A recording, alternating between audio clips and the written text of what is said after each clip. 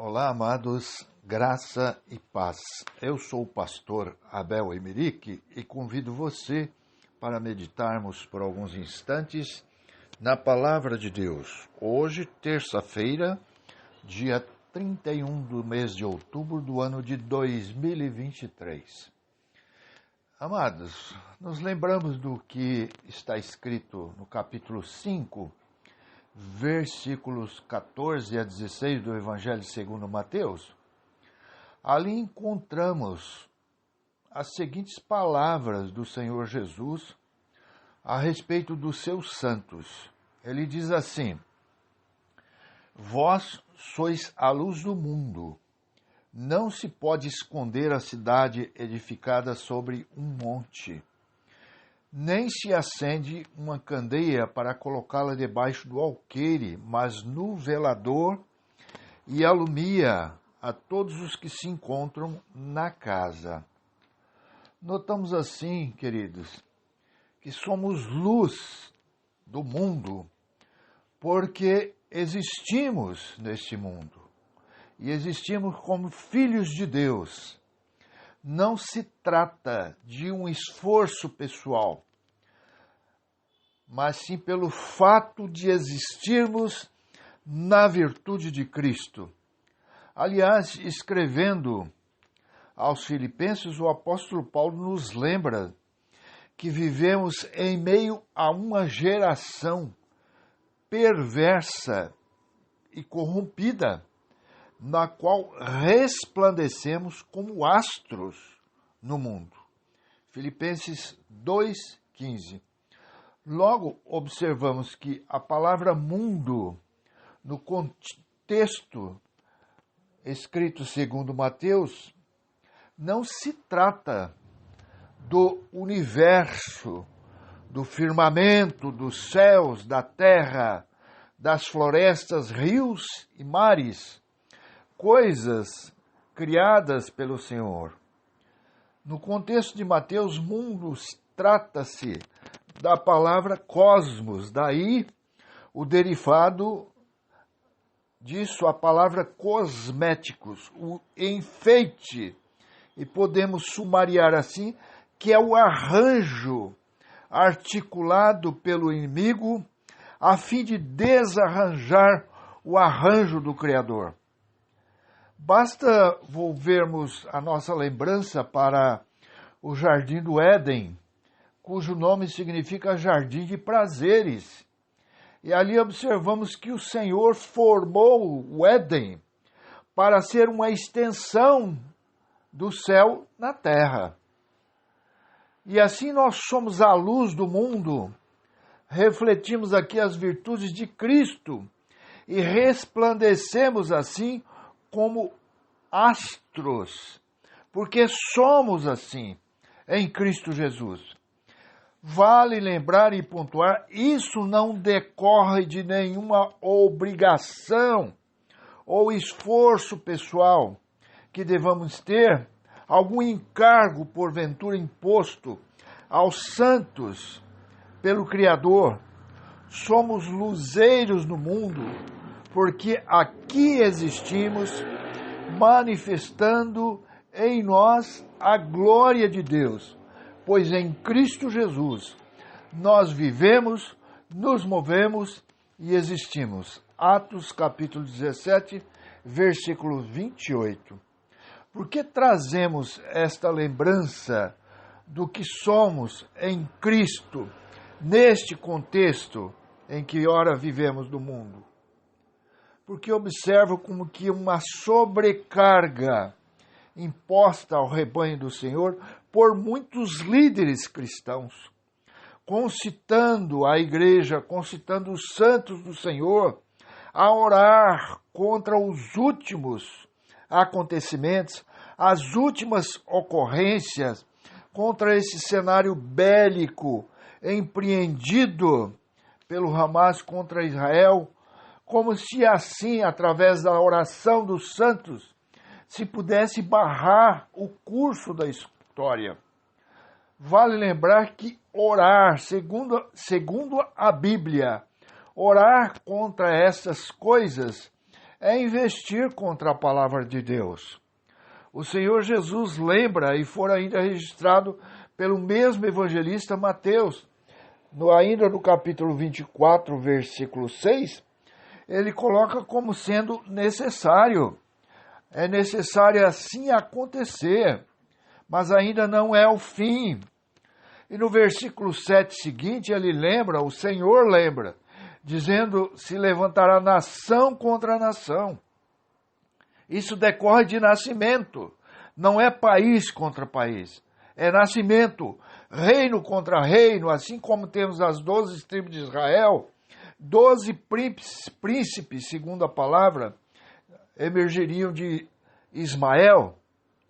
Temos as 12 tribos em Isaque. Em Ismael temos 12 príncipes. E ali o Senhor lembra que se levantará nação contra nação. Não é país contra país, é nação contra nação. Nação decorre de nascimento. Escrevendo a sua carta aos Gálatas, no capítulo 4, vamos ler o versículo 29, em que o apóstolo Paulo explica que o que nascera segundo a carne, ou seja, Ismael perseguia o que nasceu segundo o Espírito. Você pode compreender, querido, a história desse conflito lendo e meditando sobre a referência que há pouco reportei, ou seja, Gálatas capítulo 4, versículos 21 a 31. A palavra trata ali de referir-se a Ismael e Isaque, duas nações, ambos nascidos de Abraão, mas em perene conflito, isto é, nação contra nação. Você se lembra do que a Bíblia diz a respeito de Ismael? No capítulo 16 do livro de Gênesis, no versículo 12 e 13, assim está dito sobre Ismael, o filho de Abraão com a escrava egípcia, com Agar. Diz assim, ele será entre os homens como um jumento selvagem. A sua mão será contra todos, e a mão de todos contra ele. E veja o que diz o versículo 13. Estamos lendo Gênesis capítulo 16. O versículo 13 diz assim, e habitará fronteiro a todos os seus irmãos. E assim, queridos, entre a história de Abraão, da geração de Abraão, temos como que de portal Ismael e Isaque, nascidos de Abraão. De Ismael descendem os árabes, enquanto de Isaque descendem as 12 tribos de Israel. Porém, as coisas não pararam por aí. Após a morte de Sara, Abraão casou-se com uma senhora de nome Quetura, com quem teve 5 filhos e uma filha. Disso nos fala ainda no livro de Gênesis, no capítulo 25, podemos ler até o versículo de número 6. Está dito assim, desposou Abraão outra mulher, chamava-se Quetura. Ela lhe deu à luz a Zinrã, a Joxã, a Medã, a Midian, a Isbaque e Suá. Joxã gerou a Seba e a Dedã. Os filhos de Dedã foram Assurim, Letuzim e Leumim. Os filhos de Midian foram Efá, Éfer, Enoque, Abida e Elda. Todos estes foram filhos de Quetura. Abraão deu tudo o que possuía a Isaque.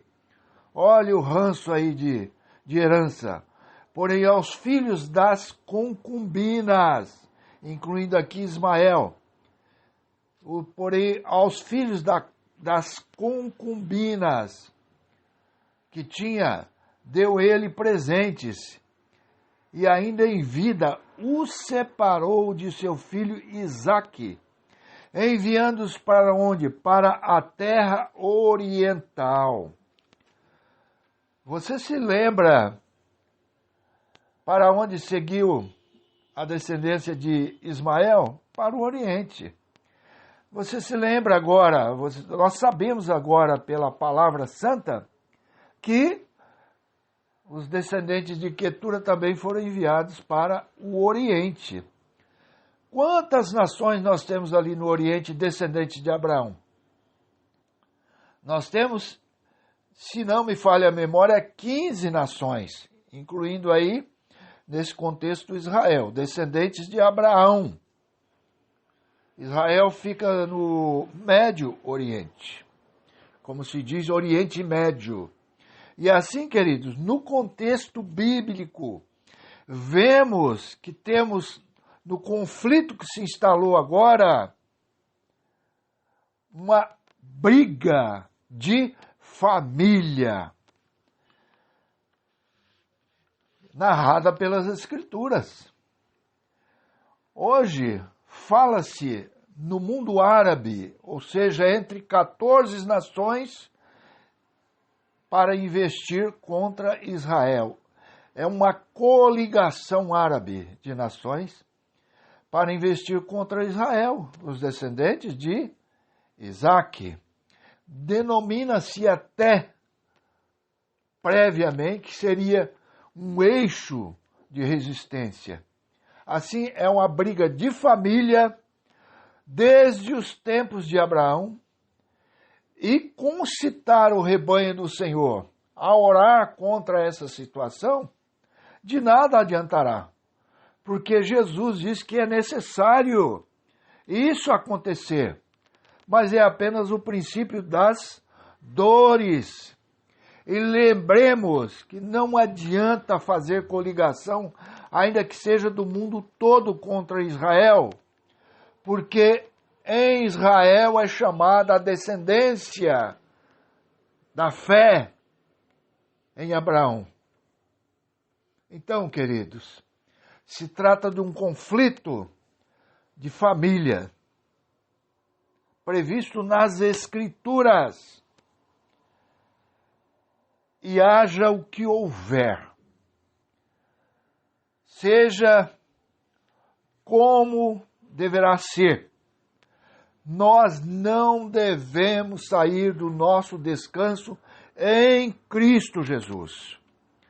Procurar direcionar as nossas preces, os nossos rogos, as nossas petições ao Senhor, segundo as Escrituras, porque as coisas que estão acontecendo, segundo Jesus, são necessárias acontecer. Está registrado na palavra santa. Então a palavra que eu lhes digo, nós somos luzeiros no mundo, somos a luz do mundo, porque temos em nós a vida de Cristo. Não é pelo que fazemos, não decorre de obrigação ou investimento pessoal. Somos o que somos, porque somos cidadãos celestiais. Então, turbulências virão. Passaremos por turbulências? Passaremos. Passaremos por aflições? Passaremos. João registrou no capítulo 16, se não me falha a memória, versículo 33 do seu evangelho, em que Jesus lembra dizendo, no mundo passareis por aflições, mas nós estamos nele. E ele diz, eu venci o mundo. Então a vitória do Senhor é a nossa vitória.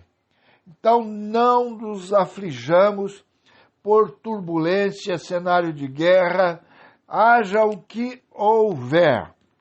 Nós estamos em Cristo e enquanto aqui estivermos, somos a luz do mundo e aqui somos como que astros em meio a uma geração perversa e corrompida. E aqui vai melhorar? Não! Seremos luz do mundo, até o glorioso arrebatamento dos santos. E quando o Senhor nos levará, então as forças das trevas virão com toda a sua ousadia, com toda a sua gana.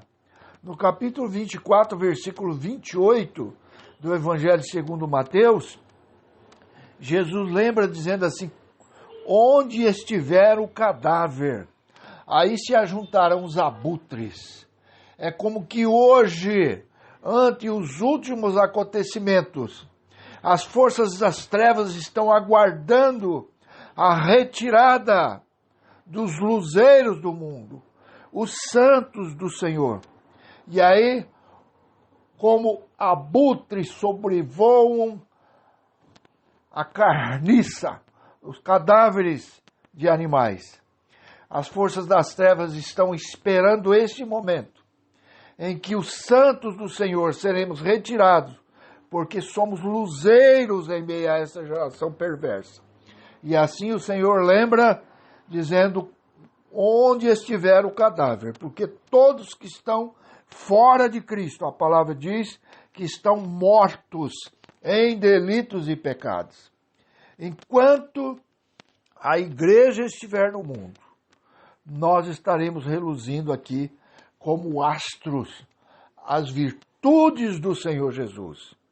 E toda essa imoralidade que campeia, que investe, fracionando a sociedade em grupos antagônicos, a imoralidade envolvendo famílias inteiras, investindo contra os valores do Evangelho.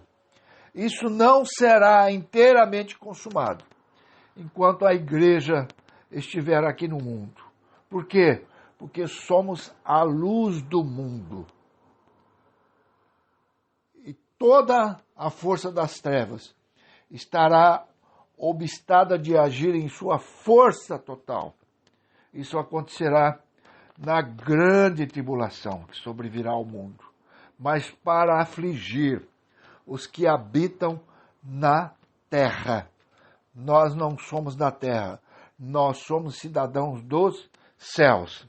E em Cristo Jesus refletimos como astros neste mundo. Somos luz, mas o Senhor virá nos buscar. Então as forças do mal estarão liberadas para agir. Vale pontuar: onde estiver os cadáveres na terra, assim ali se ajuntarão os abutres, segundo o Senhor. Isso ele diz depois de dizer no versículo 27 do capítulo 24 de Mateus, se referindo à retirada dos seus santos, no abrir e fechar de olhos. Ele diz assim: porque assim como o relâmpago sai do Oriente e se mostra até o Ocidente, assim será a vinda do Filho do Homem. E assim estaremos junto a Deus, que habita na luz imarcessível.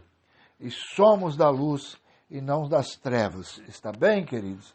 Então, haja o que houver, venha o que vier, nos orientemos pela palavra de Deus. Isso me lembra até uma ilustração em que centenas de pessoas viajavam num barco de médio porte e viajavam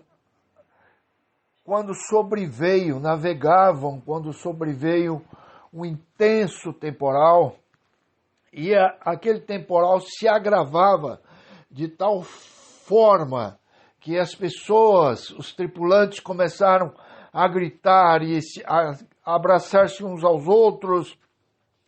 E dentre toda aquela balbúrdia seguia um garotinho de 5, 6 aninhos ali sentado, tranquilo, numa poltrona, presa ao cinto de segurança, e alguém chegou a ele e disse: mas que gracinha você! Todo mundo está gritando e você, uma criança, você não está aflito?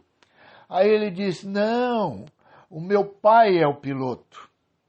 Assim, queridos, venha a turbulência que vier neste mundo. O Senhor é o piloto do barco da nossa vida. Nenhuma tempestade abala o cristão convicto e que segue com olhos fitos no Senhor. Por isso, Hebreus capítulo 12, se não me engano, o capítulo 2, diz assim: olhando firmemente para Jesus, autor e consumador da nossa fé. A fé sobrepuja todas essas situações. A fé não faz as coisas fáceis, mas as torna possíveis. Tudo é possível ao que crê e descansa no Senhor Jesus Cristo. Está bem, queridos?